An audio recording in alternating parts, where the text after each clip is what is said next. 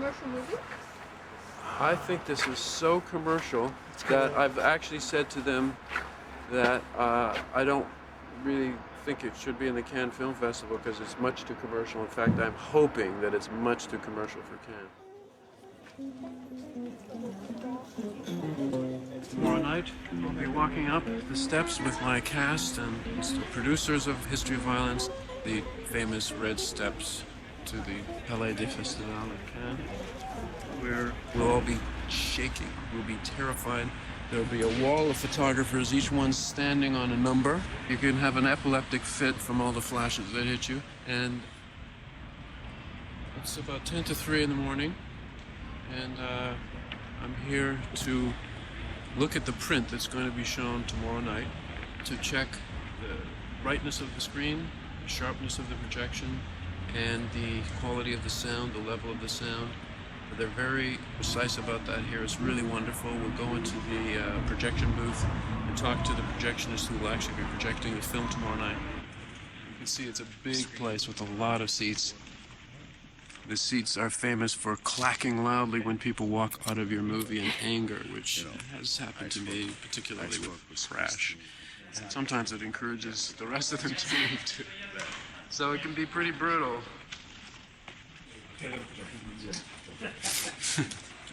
Ah, il a pris tes fesses en photo.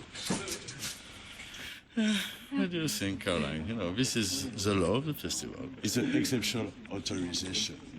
But for Mr. Cronenberg, exceptionally, Don't tell anybody. Don't tell anybody. But it's the first time we do that. Yeah, it's the first time. Yeah, it's a premiere. This is my photojournalist look, because I'm going to shoot a little photo diary of me and Ken for French Premiere magazine. So it's the first time I've been doing this. It's going to distract me from focusing too much on the competition and on the journalists and on the reviews. Give me a little weird objectivity. Because why the hell not? I could have slept an extra 2 hours. So you finally got an honest job? Hey! Hello. Wait a minute. Did you guys meet cool people? I met some very cool people. My favorite director in the world. Before I met him, I wrote the script that apparently intrigued this gentleman enough that he came in, fixed it, And here you are. filmed it, and here I am. Kind of excited for the whole red cover walk. I went this morning at like 6 a.m. Good. I took a walk there. Did you? Yeah, and the security guard let me there in my jeans and sneakers.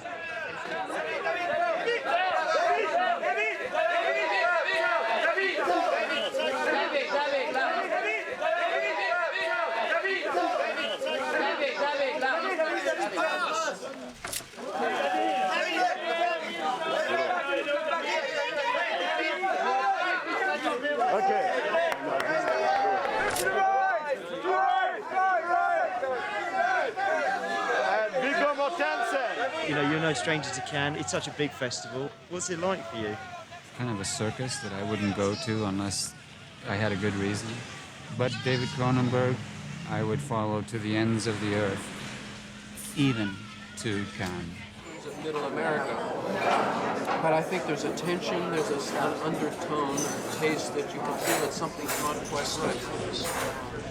But you also suggest, is it available because he killed somebody and took his identity? You know, there are many ways that it is kind of funny in a If you believe in evolution, which not everybody in America does anymore, and you can see that we struggle to deal with our history of violence because we are perhaps the only animals in the universe who can imagine an ideal that doesn't exist.